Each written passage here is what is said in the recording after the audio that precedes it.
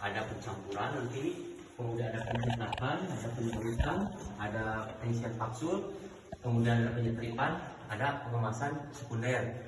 Jadi berurutan. Dari sini dulu ada pencampuran. Pencampuran itu ada apa aja? Ada alat-alatnya yang harus diketahui. Sebetulnya sama aja. Pencampuran itu sama di kampus juga. Kalau praktek itu ya sama, cuma kecil-kecil alatnya. Nah di sini alatnya karena kita bikinnya 100 kilo lebih ya, jadi alatnya harus gede. Nah seperti ini. Di sini ada namanya double jacket. Mungkin di sana juga ada ya di sirup ya. Tadi double jacket itu artinya double panci ya, dua panci, jaket itu panci. Ini prinsipnya kayak waterbath ya. Waterbath itu air dipanaskan, memanaskan cawan. Nah, sama. Cuman di sini bukan air. Jadi antara panci kecil sama panci gede itu gini nih, ada gini. Di antara ini ruangan situ ada ruangan kosong diisi dengan gliserin atau propilen yang lebih kental ya. Nah, itu dipanasin sama elemen. Nah, si panasnya itu menginduksi ke yang kecil. Jadi kita mau melarutkan zat-zat yang harus dilarutkan dengan air panas itu di panci yang kecilnya. Kayak sama persis dengan waterbath ya. Kemudian di sini ada juga alat yang di pencampuran itu ada yang namanya mesin oxidating, artinya mesin pengayakan. Kenapa harus ada mesin oxidating? Karena kita mau membuat granul ya. Jadi granul itu juga ukurannya tidak sama. Granul itu disesuaikan dengan produk. Jadi kita nggak mungkin membuat produk yang kecil, misalnya seperti CTM atau Imodium yang diameter kecil 6,5 atau 7, kita gunakan granul gede, nggak mungkin ya. Jadi kita harus menggunakan granul yang kecil. Kalau misalnya tabletnya atau kapsulnya gede, kita bisa aja mau granul kecil mau granul besar sama saja ya. Tapi di sinilah diaturnya. Di sini kita punya mesh yang paling besar tuh mesh 8 ada. Itu terpasang tuh mesh 8 tuh gede seperti itu. Kemudian ada juga yang di bawahnya mesh 10, mesh 14, 16 dan 20. Jadi ukurannya kalau dibayangkan mesh 8 itu sebesar beras terbagi 2 gitu gedenya granul. Mesh 10 bawahnya dikit. Mesh 14 itu biasanya di kampus mesh 14 segede gitu ya. Kemudian mesh 16 itu nutrisari ya.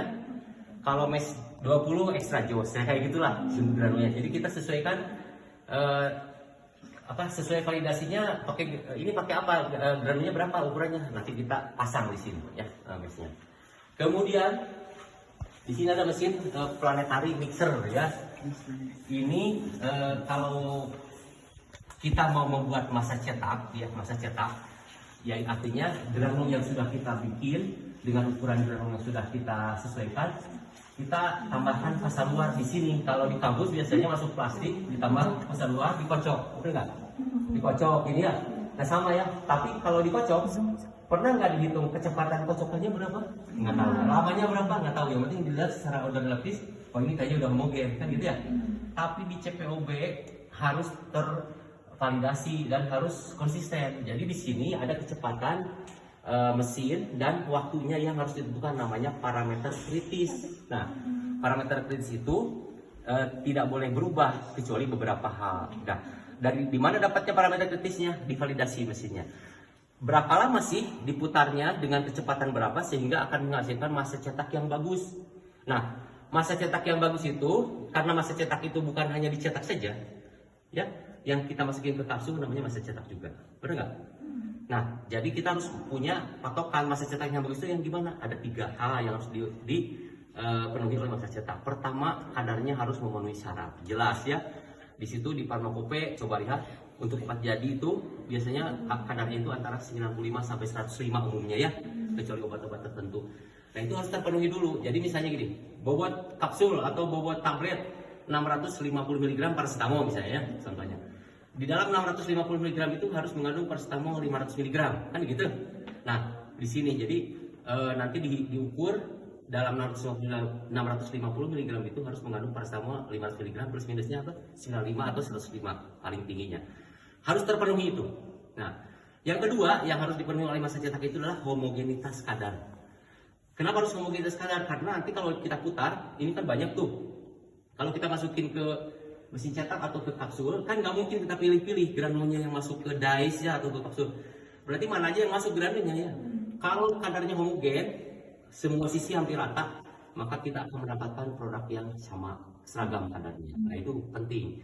Jadi kalau tidak homogen, misalnya jangan-jangan nanti yang atas sekian persen, yang bawah sekian persen, nanti begitu jadi produk pas dihitung fluktuatif itu nggak boleh. Nah itu kedua homogen. Yang ketiga syarat masa cetak itu laju alir dan sudut diamnya harus bagus. Nah kenapa laju alir tinggi? Kalau kita masukin ke corong ya, mesin jalan dia ngalir ya, ngalir itu tidak kencang, tidak tersendat-sendat, jadi lancar. Nah ketika mesinnya berhenti, ini harus diam juga, nggak kayak kalau air kan berhenti ini masih ngocor, nah itu nggak boleh, berarti sudut diamnya nggak bagus. Pengukurannya kan sudah tahu ya, penampang gitu ya, corong dimasukin, dibuka, kemudian nanti diukur ya tingginya sampai itu ya, kena udah tahu lah kayak gitu, nanti di QC. Nah itu harus terpenuhi 3 syarat itu, kadarnya memenuhi syarat, kadarnya homogen, laju alir, sudut diamnya harus bagus. Nah untuk mencapai itu maka kita harus validasi berapa lama sih diputarnya, dengan kecepatan berapa. Itu sudah menjadikan metode kita sebagai parameter kritis dan tidak boleh berubah sampai ada perubahan itu yang yang biasanya dipengaruhi oleh beberapa hal, nanti saya sampaikan lah yang bisa merubah parameter kritis ya. Ini adalah membuat masa cetak. Kemudian ada ini yang dipakai, kemudian ada pengering ya. Nih, karena ini pengeringnya ada ovennya, kemudian ada FBD. Nah, kalau di kampus biasanya pakai oven ya, karena jelas oven itu hanya pakai elemen aja. Tetapi pernah nggak dilihat hasil granul yang dikirimkan itu LOD-nya diukur? Pernah nggak? Jarang ya. Jadi yang penting kering, benar nggak? Suhunya juga yang penting panas, benar nggak? Nah kalau di dalam CPOB, di dalam pembuatan obat itu suhunya pun kita atur. Suhunya itu tidak boleh lebih dari 50 derajat.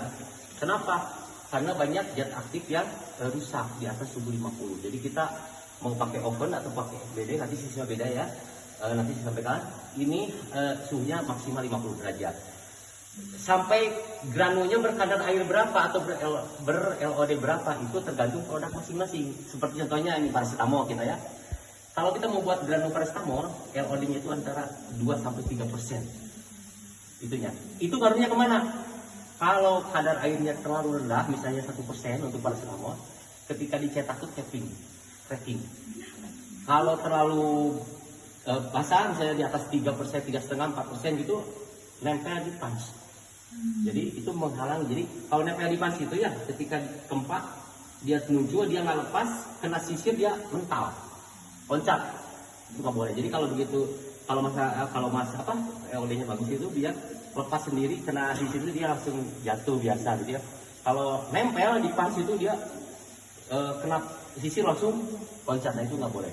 Berarti kan jadi kemana-mana jadi ini ya. Nah di sini untuk paracetamol khususnya ada parameter kritisnya juga.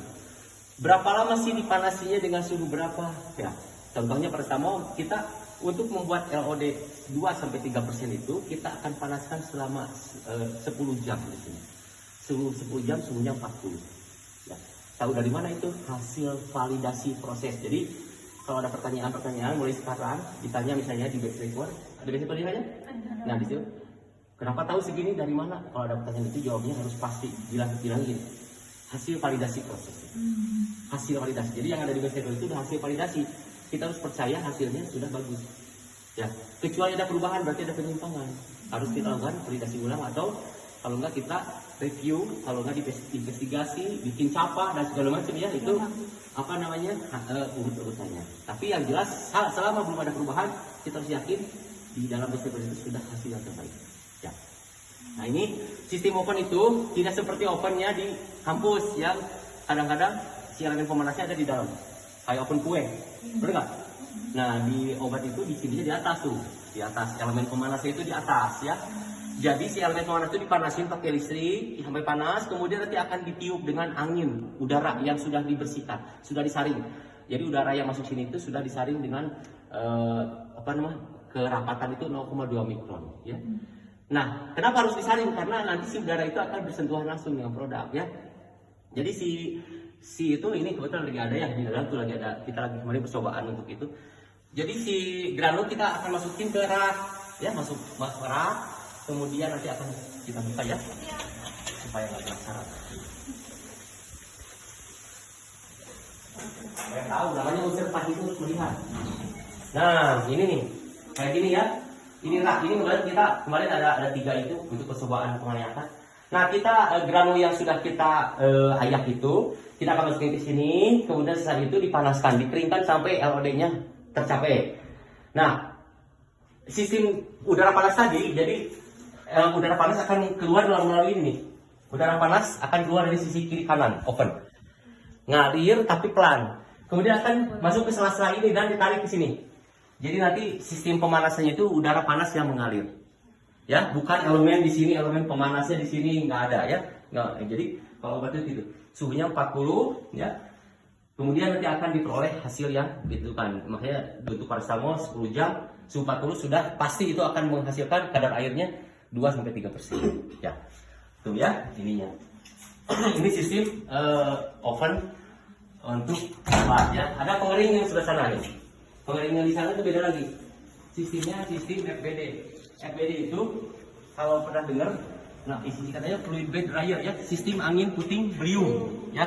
Kenapa bisa disebut sistem angin puting beliung?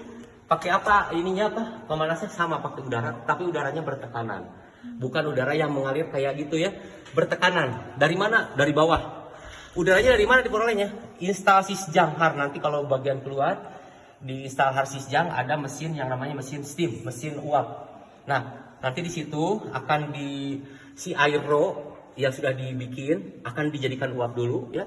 Setelah jadi uap air nanti akan diteruskan sini pakai pipa di luar. Kemudian karena itu uap air, airnya harus dijebak, harus dihilangkan dulu. Ada water trapnya di luar itu ya. Masuk sini sama disaring dengan 0,2 mikron itu ya, ada pre-filter, filter dan HEPA filter. Keluar dari sini masih bertekanan kayak ini presto ya. Itu udaranya bertekanan tinggi dari bawah. Di atas juga disedot dengan penyedot yang kuat sehingga granul itu kalau di oven itu sifatnya di rak ya. Kalau di sini masuk sini semua nih, satu batch itu 150 kilo misalnya masuk sini semua nih wadah ini. Dia ditiup akan berhamburan seperti angin puting beliung, muter-muter ya. Disedot juga di atas sama. Nah, di antara kaca atas sama kaca bawah itu ada filter yang menahan supaya tidak keluar si granulnya. Jadi kalau lagi jalan si kaca yang bawah itu pasti burak karena di situ kelihatan diobrak-abrik itu si granul ya. Tapi yang di atas akan bening karena ada filter yang menahan. Kalau di atas sudah ada terbang aja debunya, berarti udah ada kebocoran gitu. Itu harus dihentikan. Nah, sistem FBD itu kayak gitu. Di sini langsung kena granul. Berarti pengeringannya lebih cepat. Benar, di sini hanya 45 menit saja. Kalau di oven 10 jam tadi ya. Di sini hanya 45 menit dengan suhu 40. Hanya 45 menit sudah kering. Sudah sesuai dengan yang kita inginkan 2-3%. Ya, jadi bedanya itu ya. Nah, cuma resikonya gitu, kalau filternya sobek atau filternya bolong pasti kebuang keluar. Lebih tinggi resiko kehilangannya ya. Nah, ini oven kayak FBD ya. Kemudian ada mesin satu lagi yang disebut mesin super mixer. Kalau masak kempal di kampus bikinnya pakai tangan ya. Begini-gini. Ya, kasih larutan pengikat, kemudian begini sampai kempal ya. Setelah itu baru diayak. Setelah diayak di oven. Setelah di oven kasih pasak luar. Itu kan ya, sama di sini juga urutannya gitu, cuman ini si zat masukin ke sini ditambah dengan larutan pengikat, jadikan masak kempal. Setelah jadi masak kempal, nanti akan kita bawa ke mesin ayak, bener nggak? Sama kan diayak ya, cuman kalau di kampus langsung diayak dengan mes 14. Kenapa? Karena nggak akan ngeringin 2 kali lagi, nggak akan, yang penting kering. Nah, kalau di sini ketika ini masak kempalnya sudah terbentuk, kita akan bawa mesin ayak, kita ayak dengan mes yang paling gede, mes 8. Buat apa? Supaya gampang. Setelah diayak dengan mes 8, baru kita keringkan. Dikeringkan. Nah, sampai kadar air tadi ya. Setelah tercapai, baru akan kita ayak kembali. Kenapa diayak kembali? Granulnya masih gede. Kalau kita bikin di medium, kegedean mes 8. Ya nggak? Nah, makanya ngayaknya 2 kali. Pengeringan sekali ngayaknya. Setelah kering, diayak lagi dengan pengayak yang disesuaikan dengan produk itu. Setelah itu, baru diukur LOD-nya. Baru setelah tercapai, baru kita masukin ke mesin planetari. Ditambah dengan masa luar, dijadikan masa cetak. Nah, sampai situ. Kita ngobrol sebentar, tapi sambil duduk saja supaya tidak ini ya, sini dalamnya. Sini dalamnya, sini duduk.